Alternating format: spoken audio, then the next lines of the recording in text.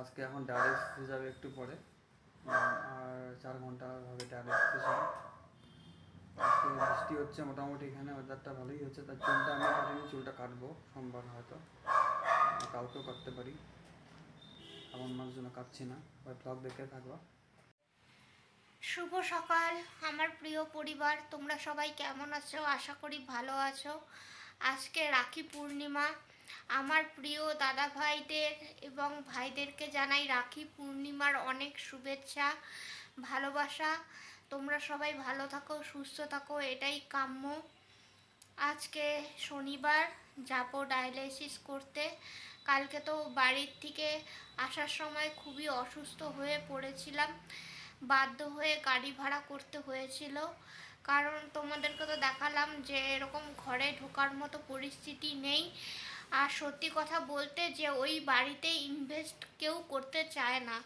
আর আমরা আগে যখন থাকতাম, 20 সালের কথা বলছি, তখন সব কিছু ঠিকঠাক করে নেওয়া হয়েছিল। আর আমাদের বিয়ের সময় বাড়ি ঘর সব রং ঠং সব হাজব্যান্ডই করেছিল, বাড়ি ঠিকঠাক সব হাজব্যান্ডই করেছিল। তো দীর্ঘদিন ধরে বাড়িতে না থাকার কারণে তো সব কিছু নষ্ট হয়ে গেছে। আর ওখানে না ভাড়া দেওয়ার মতো পরিস্থিতি নেই। ভাড়া আমরা দেখেছি, অনেক ভাড়া এসেছিল, কিন্তু কেউ থাকতে রাজি হচ্ছে না। এক হচ্ছে বাথরুমের ঠিকঠাক ব্যবস্থা নেই, আর 2 নাম্বার হচ্ছে আমাদের আশেপাশে লোকজন থাকে না। পেছনে হচ্ছে জঙ্গল, সেই কারণে মানে লোক থাকতে ভয় পাচ্ছে, এটাই হচ্ছে মেন কারণ।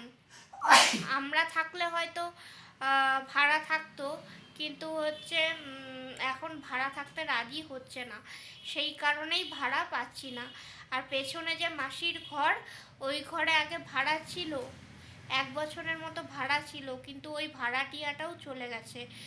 এই কারণে অসুবিধা হচ্ছে, তবুও ভাড়া দেখা হচ্ছে, কিন্তু ভাড়া পাওয়া যাচ্ছে না।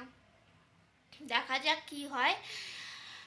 এই বর্তমান পরিস্থিতি। এখন যাব ডায়ালিসিস করতে, এখন তো প্রায় 2:30টা বেজে গেছে। তো এখন গেলে না সেই 2.5-3 ঘন্টা বসেই থাকতে হবে, সেজন্য একটু দেরি করে যাব। তাহলে তাহলে বেশিক্ষণ বসতে হবে না। আর এমনিতে তো 4 ঘন্টা ডায়ালিসিস, তাছাড়াও আগে ড্রেসিং করতে আর পরে ড্রেসিং করতেও অনেক টাইম লাগে। প্রায় 8 থেকে 9 ঘন্টা হসপিটালেই থাকতে হয়, 2 দিন করে। ডায়ালিসিস করা খুবই কষ্টকর।